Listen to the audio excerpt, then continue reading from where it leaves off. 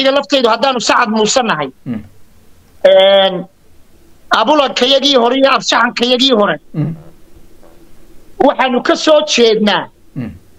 reerka la yidhaahdo abgaal cismaan weliba reer mataan marka laftee ka soo jeeda oo adigu aad ka soo jeeda oo abgaal ka soo jeeda marka oo dhinacaas ah taan baan anaga laftigayga asalkaygu oo halkaasaan ayaanu tegina waxa keenay waxa weeye dulmigii aanu ku samaynay dhulbahante iyo harti iyo Soomaalidii iyo ku ka horeeyeen ku samaynay dadka Bigliam Lifla la yiraahdo jireen weyne oo aanu ka qixinay laasaanood oo nahabaaray dad kale oo Soomaaliya oo iyaguna marka ka soo degayay berbera oo waran cadani kala yiraahdo isaaqa intii surtaagay wasiirka ahaa waran cadda la yiraahdaa uu yiri Ethiopia Yementu ha soo degto Soomaalidu ma soo degi karto dadkii Yemen ka soo qaxay warbiya oo nasiya ay bariyootabayeen marka waxa soo dulmiya la isku raacaan galay intaanu saaqnahay ila nibcadii baanu ku shukri weynay ayaa waxa dhacday in Ilaahay nooga aaro nala bahdilo hadkii saaqu degay qasamna lagu geeyo technicadeedii la qaato ciidankayagii la qaato markaasaanu isku qaadnay waxa la yiraahdo in Soomaali markaasaanu isku qaadnay abaaganda markaasa aan carabta ay binu Hashim binu Ahmed baanu nahay ila hadda hawshu way socotaayo waadi arkay maalin dhow xataa reer aan aad u jeclo arag la yiraahdo oo waa ku yiri asalkeedu waxaanu anaga laftigeedu waxaanu nahay Saleemaan taariikhda anigu awanay tirtiyeen kala ma xaqiijin karo laakiin waa beel ka tirsan isaaqo markii koobaadkii in hawiye oo habar gidira oo Saleemaan ka abaanu nahay asalkeedu marka ma ka baxeen isaaqi abtirski isaaq oo Saleemaan caadi ma ka baxeen laakiin waaba la isasuumo dhowr meelood marka aniga laftaydu arintayna wax ku soo kordhiyaan doonayaayo aniga laftaydu haddaanu sacad muusanahay abuladkayagii hore iyo abshaxankayagii hore waxaanu ka soo jeednaa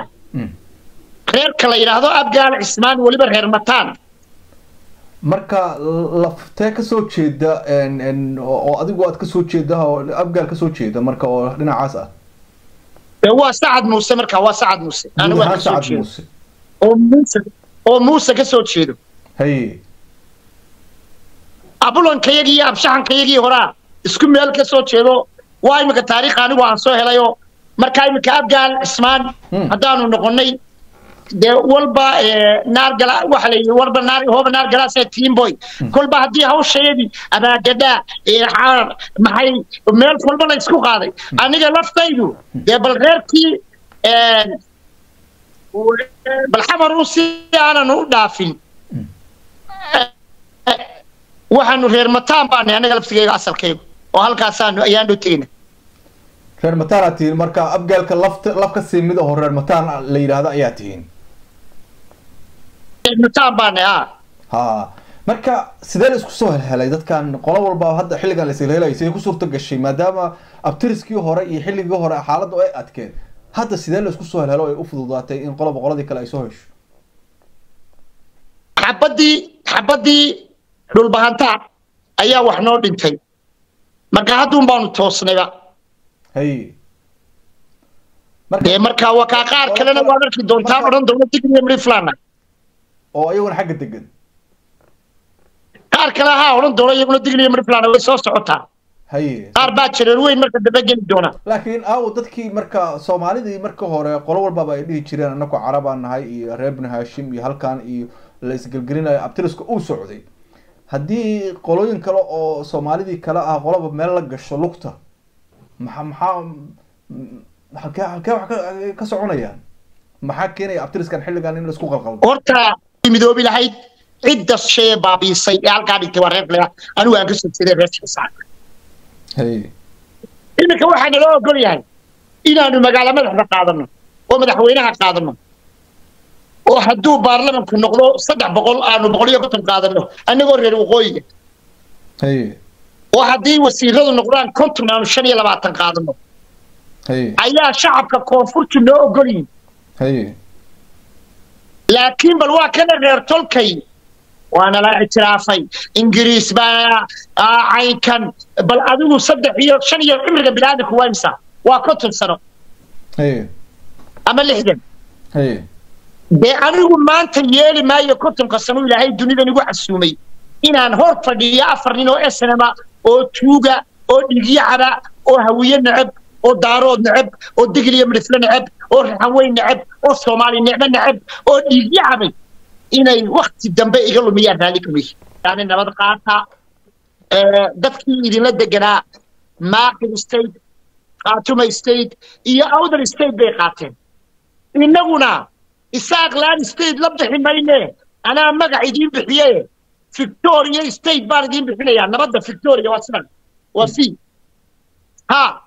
ana idin doonaya wixii nabadda qaata midnimadii ummadda Soomaaliyeed iyo sharafteedina aan soo celino marka koowaadna ee Soomaalinimo iyo waa ka xanaaqdaan bal horta dhulbaante hartigii aad ku gafteen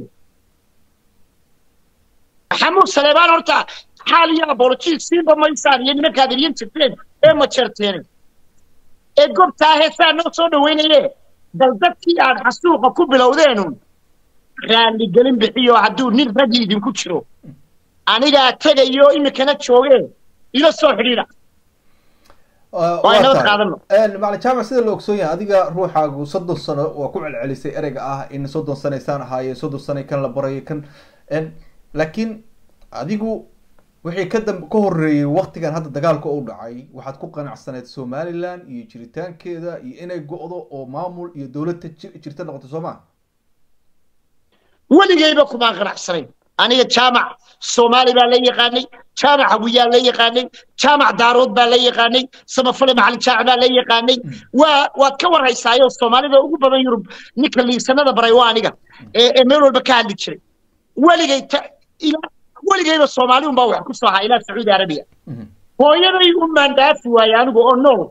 iyo family-geedii un baa yiraahday yaa lagu habaarine iyo bal waxaan dadku aaminsan yihiin iska aamudaasa leeyahay jiray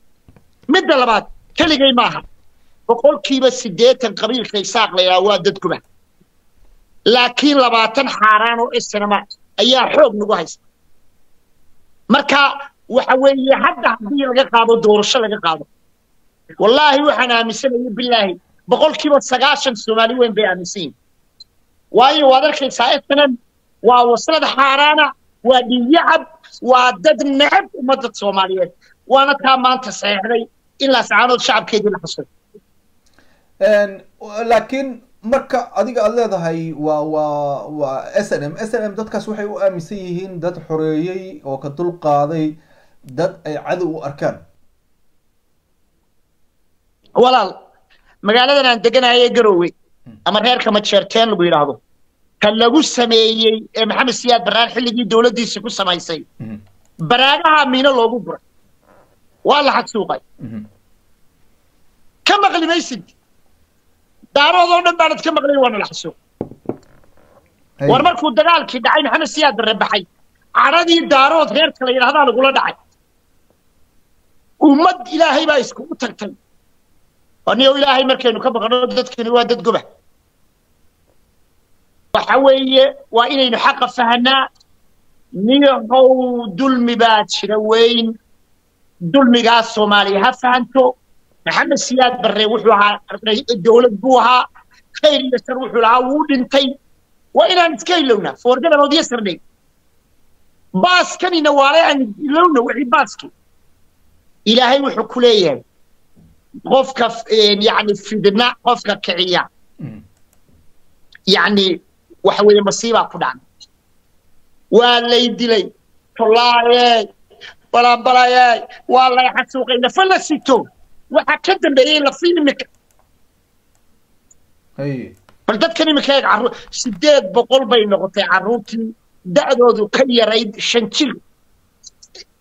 carruurta weeyaan ee uu Muusabi ku xasuuqay la saanood iska daa dadka waaweyn iyo dhintay carruurtii la tirakoobay maxay ku dhinteen ingiriiskaana siiyay xadkaygu waa yoocada reer sool ma dhaqdhaqaaqi karaan